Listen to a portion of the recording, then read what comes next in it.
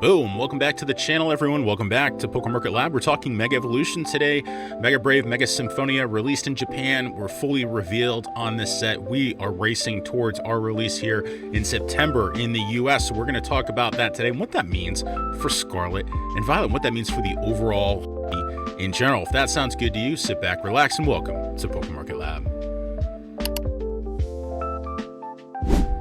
All right, before we get started, quick housekeeping. We are going to do a giveaway on this video, one pack of Scarlet and Violet base on our Rip and Ship giveaway. What that is, you leave a comment below, you make sure you're a subscriber, make sure you like, and within about 48 hours, I'll pull a random name and you'll get a pack pulled, ripped for you, and any hits that I get from that pack on screen are shipped your way. Just a little way of giving back to the community, to all you watching this channel. And either way, we would love your subscription. We would love a comment below. Let's hack that algorithm.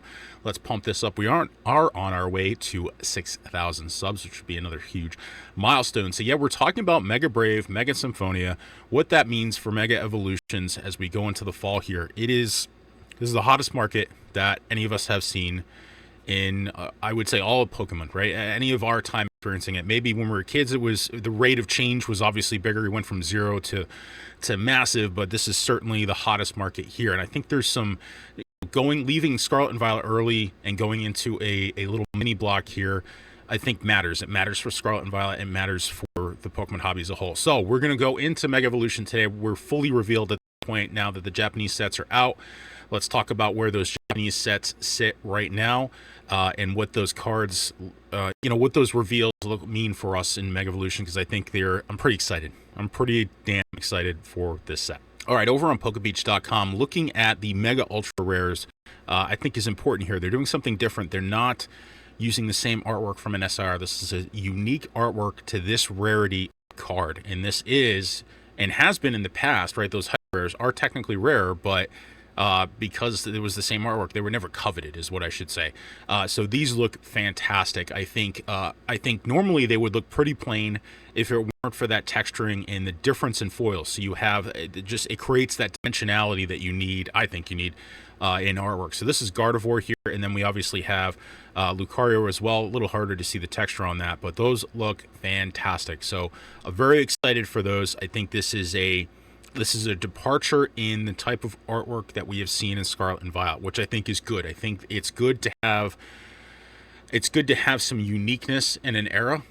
Good to iterate and change over time. We saw that from the shift from Sword and Shield over to Scarlet and Violet, and even within those sets, right, we went into those art scene cards, which was a huge departure from Scarlet and from Sword and Shield. It took a while for the market to fall in love. I think 151, and seeing those original 151, which we traditionally would see in big seeing Charizard as a small portion of the card flying across the scene was a huge departure, and people fell in love with it, and they absolutely loved it. So we're seeing here what looks like a trend towards big bad Pokemon back in your face, which I think is huge. And I think the card that really shows that for me, I don't think we have it on screen here, Lucario. Let me pull that up. So I think this Mega Lucario fighting Venusaur is really, I think this tells us that we're shifting, at least for this set, we're shifting. And this makes sense for Mega Pokemon, right? It makes sense going back to the Mega Pokemon in the past. It makes sense to have this type of artwork. And this is, I think, fantastic. This is a beautiful card. I think it's a great set. I think the question is, we're getting to some sets where this is poking at the nostalgia portion of our brain, which I think is important. I think that's absolutely what they're doing, right? It's not specific to one generation of Pokemon. We're back to Megas. We're back. That's poking at that nostalgia from when we had Megas before. So I think that's huge. I think that's a good thing. So this is really you're poking at the nostalgia portion of our brain, right? You're going back to Mega Pokemon in your face, battling this, getting away from scene cards. I don't know if that's going to be the case when we get into the other Mega sets, but at least for Mega Evolution, it looks like this is what they're doing. And it's not that we don't have any of that cuteness or anything like that. We do have Bulbasaur, Ivysaur, and these scene artwork cards, right? So this is more like scene, not as big bad Pokemon in your face. And we also have Gardevoir here, which is, I think, the best Gardevoir artwork and I'm not a huge Gardevoir fan, but that is gorgeous. So this reminds me more of the artwork we saw for a lot of the prismatic cards, for the evolutions cards. So I think this is, again, fantastic. So it's not just, remember, when we're talking about, you know, a set's obviously not one specific artwork type. There's multiple, there's usually a theme going on in a set. So they have to, right? Otherwise, you're going to exclude people from that set from a preference standpoint. So, but again, I think there's a general trend towards something different here, which I think is good. It keeps it fresh. Saying, hey, this is its own thing. This is not Scarlet and Violet, right? You can tell just by looking at the artwork, we've taken a shift towards something different. I think this is a positive shift. I think there's a lot to love here. I think getting back to the full, getting to first-time full art item cards, I think is really fantastic. And again, obviously getting back to mega cards here, I think is going to, again, poke at that nostalgia portion of our brains, which I think is great. And I think I've talked about this in the past couple of weeks, but I think this shift towards Mega, you know, this is a huge shift. This is not going to be like Sword and Shield, I think, my personal opinion. This is not going to be like shifting from Sword and Shield to Scarlet and Violet, where Scarlet and Violet started with like a whisper. It really was not a punch in the face. It was a very different, if you look at Scarlet and Violet base, and even Paldea, it was kind of, it was just meh. It was those art cards, again, there's some good stuff there. I'm not trying to disparage those sets, but it just was kind of started with a whimper, and I think this is not that case. And then we found out that we're getting Inferno X, another mega set on following up from this, featuring Mega Charizard. Again, that's just a 1-2 punch. The fall is going to be nuts. So when this spending comes back in the fall, as it traditionally does, what happens here? Does this just go nuts with Mega Evolution? And then, again, the 1-2 punch of having Inferno X behind it, and then we're finding out here we get a Mega Dream EX is another set releasing in Japan. So that's the third of the, I believe it's a 3-block set of mega sets here. It's a lot, right? So, and I've talked about this before. What does this mean for Scarlet and Violet? Does this turn that attention, because we know this is a impactful set compared to Scarlet and Violet. It's touching on that nostalgia a bit. It's not 151 level, but it's touching on that nostalgia. What does that do for Scarlet and Violet? Does the money just flow forward to Mega Evolution, Inferno X, and all these mega sets, and then that spending coming back? What happens? What happens to Scarlet and Violet pricing? We've been pumping Scarlet and Violet for 10 months now. What happens there? We have more production coming online from the Pokemon Company. I'm going to do a video next week on how they are going to overshoot on the production capacity. They're going to overshoot on the reprints.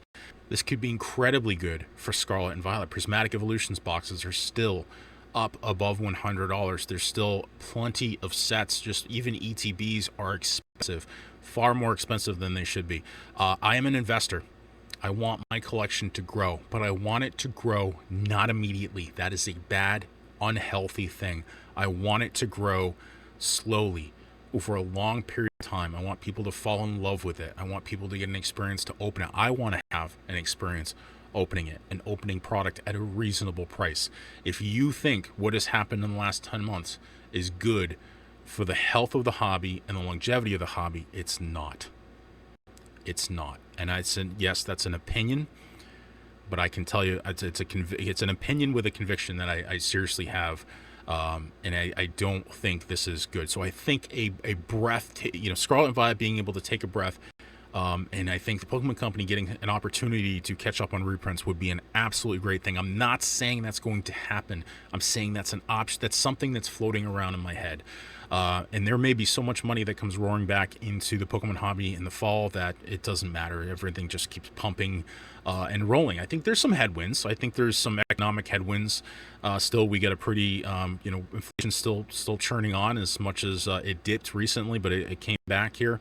At least the rate of change for inflation, and we did see I would say fairly pessimistic jobs report, and neither of those two things mean anything in terms of spending whatsoever. The resiliency of the Pokemon hobby through inflation has been something I didn't even anticipate, and I think sometimes the Pokemon hobby pumping is also a canary in the coal mine on people's frustration with the regular portions of the economy.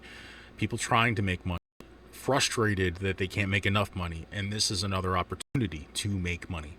and it's seen as a quick buck when we're in a 10-month bull run that just keeps on going, and people have made money on this and will. And again, that's the end of the day. That's what we're here for, right? We're here to grow our collections and grow the value of those collections over time. But again, I think this is not the way to do it. But again, I'm here for the long run. Some of you may or may not be. We've talked about that previously. We're going to take a quick look at some sealed here on TCG Player for Mega Evolution. We are way early. Again, this releases at the end of September 26th, so we still got a ways to go on this.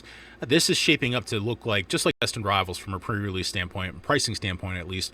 I think we'll have to wait a little bit when we get into September and see what the pre-sales look like. Again, I think people are in the mindset of waiting, not pre-buying on TCG Player, waiting for some product to hit. I think from the booster box standpoint, that may not make sense, right? We saw Destined Rivals pump post-release, and then we saw some dip in terms of sealed pricing on ETBs and bundles and the cheaper stuff, right? And then bounce back up. We saw Black Ball White, kind of the same thing, had a bit of an opportunity to get in on some ETBs post-release, and then they kind of bounced back up a little bit. So I think people are just waiting at this point. But again, you know, you're going to have, with Destined Rivals pumping a little bit, do we see people just say, hey, $250 a box, it looks pretty good. It's a good looking box, I should say that as well. Good looking logo and box. We talk about that often here on the channel. Do we just go in here? But I think we got to wait until September so we really start looking at the numbers. But this is trending just like Destined Rivals, I think, right around $250 price point, and I think that makes sense to me. I think this is at the level of Destined, at least at the level of Destined Rivals in terms of my personal opinion on the artwork of the set. I think it's fair to say that it's about that price point. About that level of card artwork. And we're seeing, just looking at some ETBs and stuff here too, these are beautiful ETBs. They really are. Again, we don't talk about artwork, we talk about artwork enough on this channel, but not, I think people don't talk about them. These are quite expensive right now. Do not chase these prices. I don't know why we're seeing such a, again, we're continuing to see people actually buy ETBs pre-release at these crazy prices. Just wait. And it's not, I should say, it's not a lot of people. It's actually quite little here. Less than $100 is pre-sold. So I think people are wising up to the fact this is not, the price that we're seeing here is not representative of what people are actually doing, which is good. So people have smartened up there. But I think the product offering, product lineup looks fantastic. With Lucario on some of these boxes here. Love Lucario, again, giving me kind of Crown Zenith vibes. I think the artwork of the set is just fantastic at this point. We can kind of look at some of the pack artwork here.